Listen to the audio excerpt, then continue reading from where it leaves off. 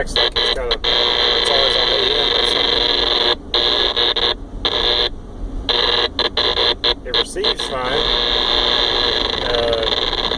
and it transmits fine and everything else. It just seems like no matter where I adjust the squelch, this stuff will break through. So I'm wondering if it's just a bad part in there that you guys can help me identify.